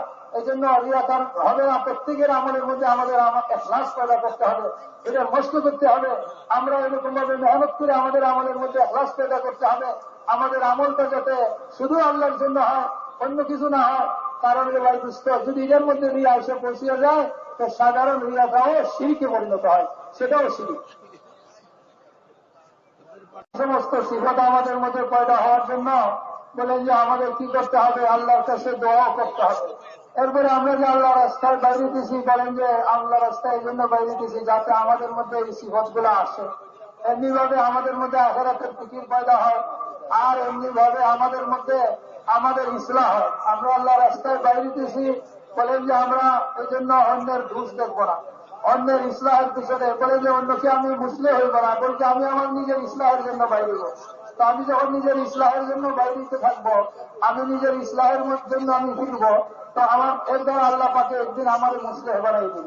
যে নিজের ইসলাহের জন্য চলে ফিরে আল্লাহ পাক রব্বুল আলামিন তাকে একদিন মুসলিম বানান। তার মধ্যে এরকম ভাবে সেরা আসিয়া যায়। আর বলেন যে ভাই দুষ্টের জন্য আল্লাহ রাস্তায় আমরা যে যাইব, আমরা অন্যের দোষের আলোচনা করবো না। উম্মতের মধ্যে যে দোষ আছে সেই দোষের কথা আমরা কখনো আলোচনা করবো না, বলতে আমরা তো ভালাইয়ের কথা আলোচনা করব। ভালাইয়ের কথা যখন আমরা আলোচনা করব, সে ভালাইয়ের দিকে তারে বলবো, ভালাইয়ের মধ্যে আসিয়ে যাবে তো বুড়াই তার থেকে এমনি ছুটিয়ে যাবে। যখন নেকির কথা বলবো, বডি তার থেকে এমনি ছুটিয়ে যাবে, এমনি তার থেকে বডি ছুটিয়ে যাবে। এই জন্য আমরা ভালাইয়ের কথা বলবো, ভালাইয়ের দিকেই তাকে আহ্বান করবো। বুড়াইয়ের থেকে তাকে ফিরাইবার জন্য আমরা বুড়াইয়ের কথা আলোচনা করবো না। নেকির বডির কথা না আলোচনা করিয়া যখন আমরা নেকির কথা আলোচনা করতে থাকবো, তো বলেন যে নেকি তার মধ্যে আসতে থাকবে। এমনি ভালো দুষ্ট আল্লাহ রাস্তায় আমরা যাইতেছি, তো বলেন আমাদের প্রত্যেক জামাতের মধ্যে আমাদের একজন আমির থাকবে। এরকম কোন জামাত যাতে না হয় সেই জামাতের মধ্যে আমাদের আমির নেই, বলতে আমির হবে। তা আমিরের জিম্মাদারি হলে দুষ্ট আমিরে তার সমস্ত সাথী ভাইদেরকে নিয়ে চলবে, আমির সব সমস্ত সাথীদেরকে তার সঙ্গে নিয়ে আসে চলবে, সাথীদেরকে দিয়া এরকম জামাতের মধ্যে ফিরতে থাকবে। মামুদ্দিনেরা হবে আমির সাহেবের, ওনারা মানিয়ে চলবে। আমির সাহেব যে বলে আমির সাহেবের আমাদের মানতে হবে, যত সময় পর্যন্ত আমির সাহেব গুনার হুকুম করবে না, আল্লাহ যে সমস্ত কাম করতে বলছেন এর অধীনেই সে থাকবে, আর এর ভিতরে হুকুম করবে, তো সেইগুলো আমরা মানতে থাকবো। বলেন যে হযরত রহমতুল্লাহ আলাইহির বয়ানের মধ্যে এটা পাওয়া যায় যে যদি আমির সাহেবের এরকম ভাবে আমলের মধ্যে কোনো এরপরে খারাপ আমলও আছে, কিন্তু আমির সাহেব এমন কথার হুকুম করতেছে যে কথাটা আল্লাহ পাকে করার জন্য বলছেন, তো বলেন এই অবস্থায় আমির সাহেব যদিও গুনাহগার হয়, তবুও এই আমির সাহেবের কথাটা মানা মামুরের উপরে ফরজে আইন। এই জন্য দুষ্ট যেহেতু উনি ওই কথাই বলতেছে যে এটা আল্লাহ আমাদেরকে করণীয় বলছেন করার, এই জন্য আমাদের এটা ফরজে আইন, এরকম না। এই জন্য আমির সাহেব যদিও কোনো এরকম ভাবে এরকম দুর্বল কামের মধ্যে বা গুনার কামের মধ্যে আমির সাহেবের জিন্দগিতে আছে, তবুও এই জন্য আমরা তার হুকুমকে আমরা বাদ দিতে পারি না, তার ফয়সালাকে আমরা এরকম বাদ দিতে পারি না, বলতে আমরা তার হুকুমটা মানতে হবে। যেহেতু আল্লাহর হুকুমের ভিতরেই সে বলছে, আল্লাহ যা করতে বলেন সেটাই বলছে। আর আমির সাহেব যদি এরকম কোনো কথা বলেন যেটা আল্লাহ নিষেধ করছেন, তখন আর আমির সাহেবের এই কথা আর মানা যাবে না। কিন্তু আল্লাহর হুকুমের অধীনে যখন থাকবেন, তত সময় পর্যন্ত আমরা আমির সাহেবের কথা আমাদের মানতে হবে, আমাদের আমির সাহেব মাইনেই চলতে হবে। তো আমরা আমিরের মাইনে চলবো এবং আমির সাহেবের আমরা সাহায্যকারী হইব। আমরা যখন আমির সাহেবের তাউন করবো, সাহায্য করবো, তো বলেন যে ভাই দুষ্ট, তখন যে আমরা দিনের কাম করতে পারবো, যেখানে যাইবো সেখানে দিনের কাম হবে।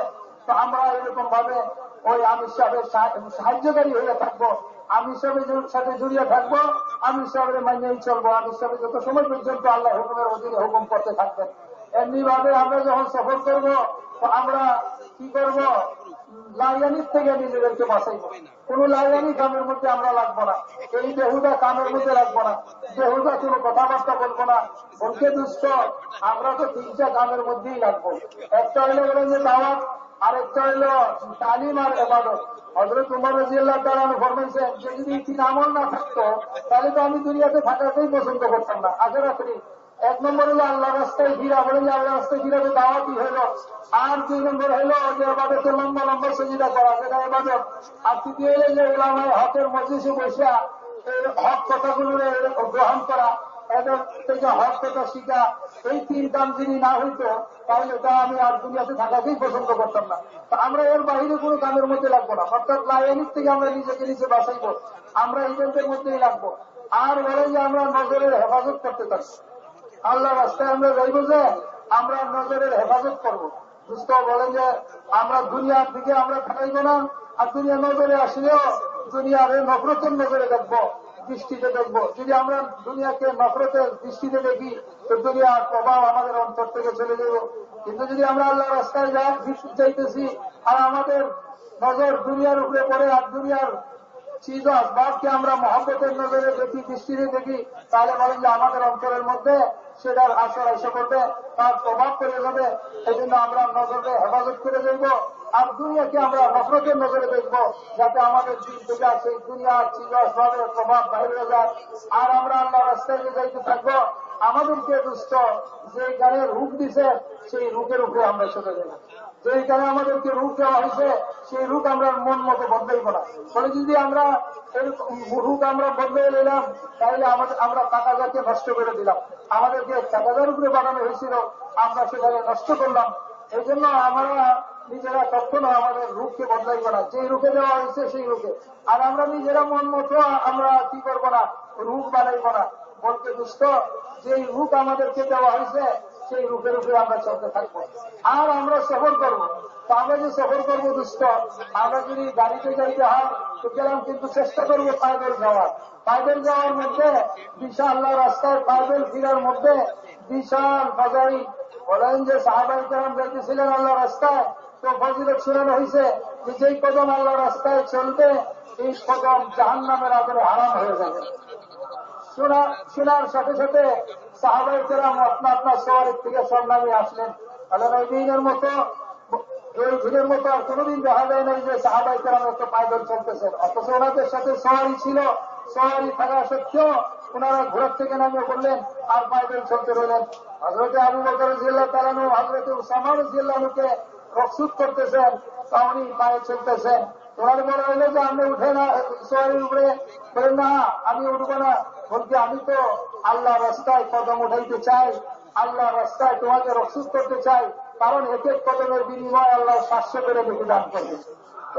তো আল্লাহ রাস্তায় যদি রক্সুত করলে আমার এত মিলে সওয়াব আজর, তাহলে যে ব্যক্তি আল্লাহ রাস্তায় ভিড়তে থাকবে তার কত আজর সওয়াব হবে, এক এক কদমের বিনিময় কত আল্লাহ পাক রব্বুল আলামিন আজর সওয়াব দিবেন। এমনি আল্লাহ রাস্তায় যে ফিরব, আল্লাহ রাস্তায় যে ধুলাবালি আমার লাগবে, বলেন এই ধুলাবালিগুলো জান্নাতের মধ্যে, বেহেশতের মধ্যে মই ইমানওয়ালা সৌন্দর্য বাড়াইবার জন্য পাউডারে পরিবর্তন করা হবে। এগুলা জান্নাতে যে পাউডার হয়ে যাবে। আর আল্লাহ রাস্তায় ফিরতেছে তো আল্লাহ জাল্লা শানুহু যে রাস্তায় যে ধুলা উঠবে, ওই ধুলা যার ভিতরে যাবে তার ভিতরে কোনোদিন জাহান্নামের আগুন জ্বলতে পারবে না। সবাই দুষ্ট আল্লাহ রাস্তায় যখন পায়দল চলা হয় তো আল্লাহ পাকের গাইবী সাহায্য আসে, বড় বড় সাহায্য আসতে থাকে।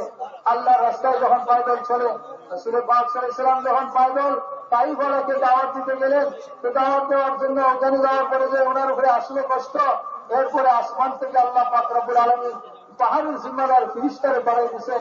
তো ভাই দুষ্ট এত বড় সাহায্য আসছে যখন পায়দল আল্লাহ রাসূল চলে গেছেন দাওয়াত দিতে।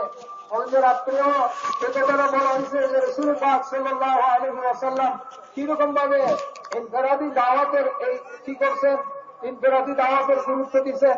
তাই জন্য আমরা এক এক ভাইয়ের কাছে যাইব, এক এক ভাইকে যাই আমরা খুশামত করবো। এমনি ভাবে এক এক ভাইকে আমাদের তৈরি করতে হবে। আমরা যখন যাইব এক এক ব্যক্তির কাছে যাইয়ে যাইয়ে আমরা তাদেরকে তৈরি করবো।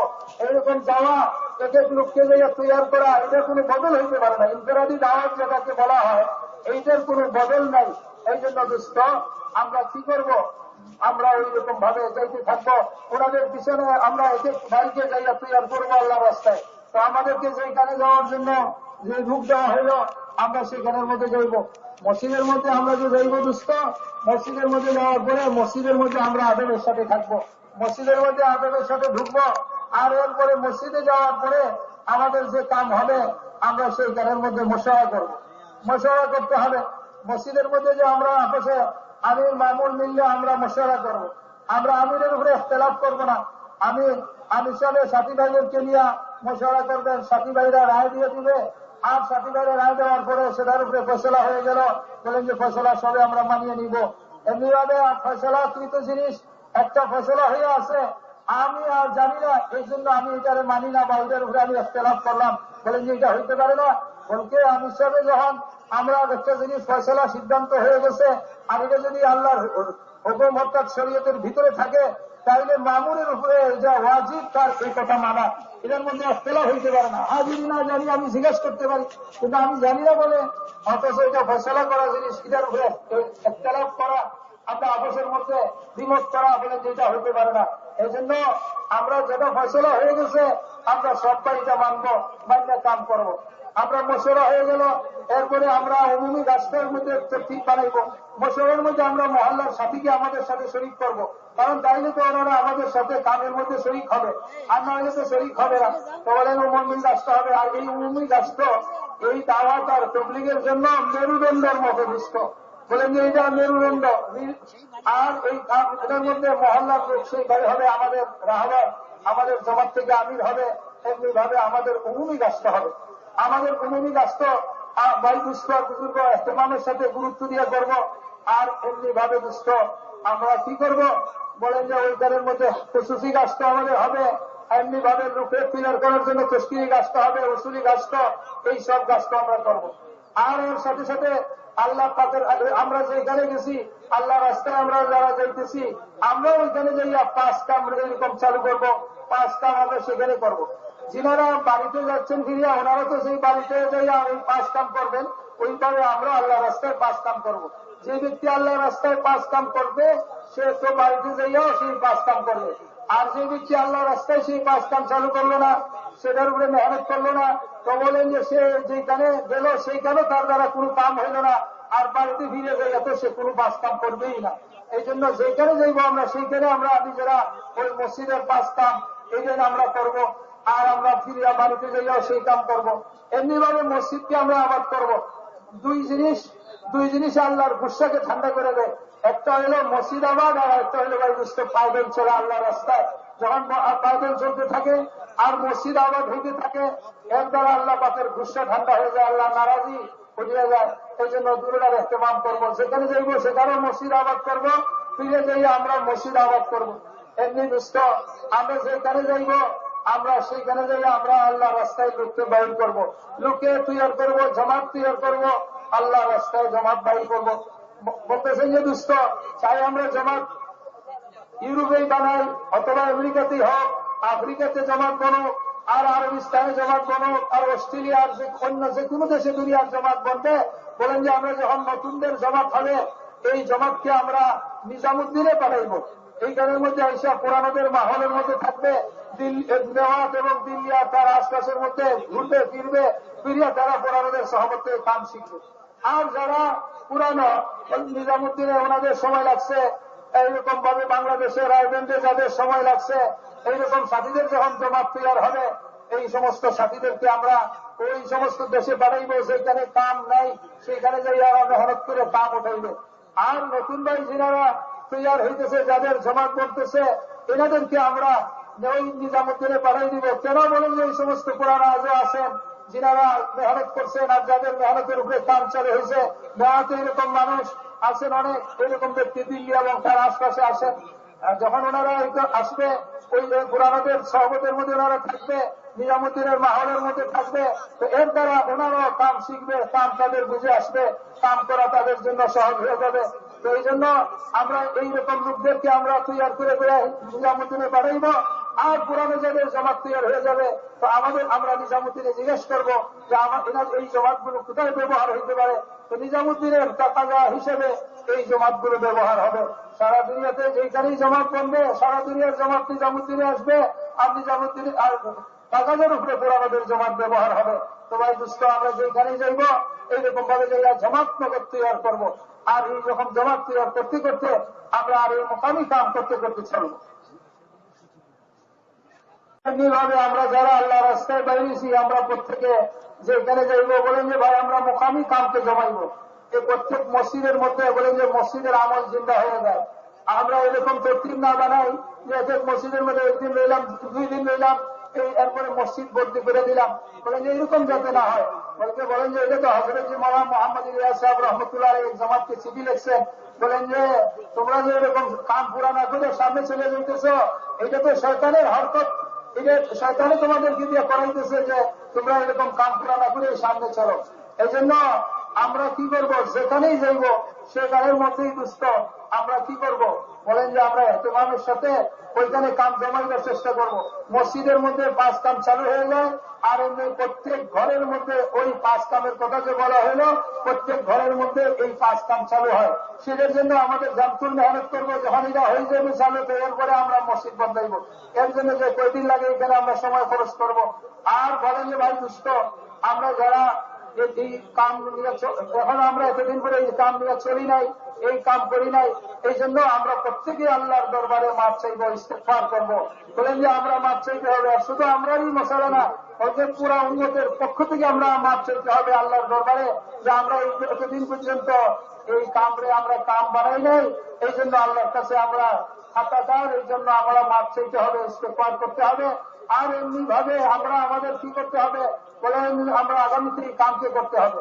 যিনারা আমরা ফিরিয়া বাড়িতে যাইতেছি, আমরা ফিরিতে বাড়িতে যাওয়ার পরেও আমরা আমাদের কামকে, এই কামকে আমরা শুরু করব। আমাদের মসজিদের মধ্যে যে কাম, এই কামের মধ্যে লাগবো।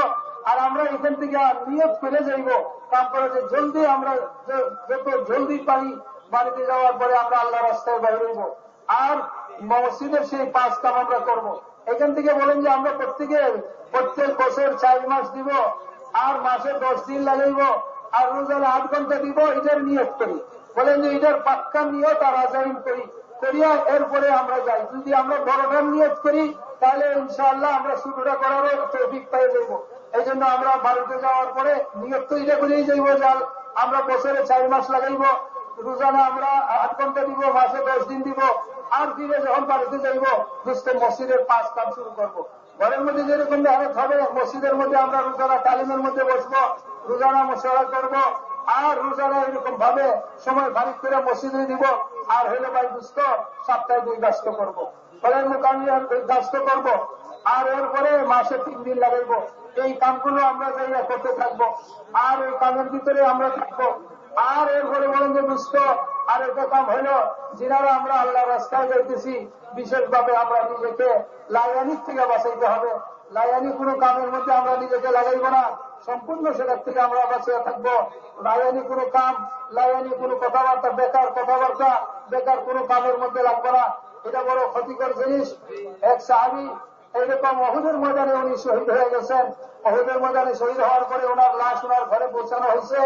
ওনার আম্মা ওনার চেহারা থেকে বাড়ি সাফ করতেছিলেন, আর এই কথা বলতেছিলেন। ওইখানে আল্লাহ রসুল বলছেন, তো উনি বলতেছিলেন যে বেটা তোমার জন্য জান্নাত বেহেশত মুবারক। যখন এই কথা বলছেন তো রসুল পাক সাল্লাল্লাহু আলাইহি ওয়াসাল্লাম ফরমাইলেন, তুমি কি করে বলতেছো যে তোমার ছেলে বেহেশতি? হইতে পারে সে ওই আল্লাহ রাস্তায় বাইরে হওয়ার পরে কোন লাইয়ানি কথা বলছে, অথবা এমন কোন জিনিস তার কাছে চাইছিল যেটা দিলে তার কোনো অসুবিধা হইতো না, ওই জিনিস দেয় নাই, দিতে অস্বীকার করছে। তোমার সেই ব্যাপারে কি খবর আছে? বলেন যে আল্লাহর রাস্তায় উহুদের ময়দানে শহীদ হয়েছে, তার মা বলতেছে যে তুমি বেহেশতি। আর আল্লাহ রসুল বলেন হইতে পারে সে কোন লাইনি কথা বলছে, অথবা এরকম কোন জিনিস দিতে অস্বীকার করছে। তা আমরা দুষ্ট আল্লাহ রাস্তায় বাইরেছি, কোন অবস্থাতেই আমরা লাইনি কথা বলবো না, বেকার কথাবার্তাতে থাকবো না, বেকার কোনো কামে থাকবো না। বলতে আমাদেরকে যে কাম করতে বলা হয়েছে সেই কামের মধ্যে আমরা নিজেরা লাগিয়ে রাখবো, এর বাহিরে কোন কামের মধ্যে যাবো না। এইরকম কাম করতে করতে আমরা চলবো ভাই, করবে রাখবো, এর বাহিরে কোন কামের মধ্যে যাবো না। এইরকম কাম করতে করতে আমরা চলবো ভাই, করবো তো ইনশাল্লাহ এইভাবে। जितनी जमातें अल्लाह के रास्ते में निकल रही, इसे दरखास्त यह है कि हर जगह के मकामी लोगों को अपने साथ लेकर उन्हें मस्जिद की आबादी का अमली तौर करके दिखलाएं। मस्जिद की आबादी का अमल सिर्फ 2 लफ्ज है, मस्जिद में आमाल दावत कायम करते हुए एक एक उम्मती से मुलाकात करके उन्हें इन अमलों में लाकर जोड़ना। আর বলেন যে ভাই যত জমাত আমরা যাচ্ছি আল্লাহ রাস্তায় বাইরে দিয়েছি, আমরা খুব এহতেমামের সাথে যেইখানে যাইব মসজিদ, বলেন যে আমালে মসজিদকে আমরা চিন্তা করব। প্রত্যেক মসজিদের মধ্যে দাওয়াতের আমলে চিন্তা করবো। দাওয়াতের মসজিদ আবাদী মানে কি করে? 2টা জিনিস। একটা হলো আমলে দাওয়াত মসজিদের মধ্যে কায়েম করব, মসজিদের মধ্যে চালু করে বাহিরে যাই এক একজনের সাথে মোলাকাত করে তাকে আমরা কি করব? মসজিদের ওই আমলে দাওয়াতের মধ্যে শরীক করাইব। এই 2টা জিনিস এই মসজিদ আমাদের হালত হয়ে। कोई उजुर ना हो तो ऐसे बैठे जैसे तहियात में बैठते हैं। আর বলেন যে ভাই এখন যদি কোনো ওজোর না থাকে তাহলে আমরা আপনার একটু শুরুতে তখন সবাই বসি, যেভাবে নামাজে আপনার একটু বসি এইভাবে বসি। और सब दरूद शरीफ पढ़ लें। ভাই এখন দোয়া শুরু হয়ে গেছে, প্রত্যেক ভাই সেই করে নিন।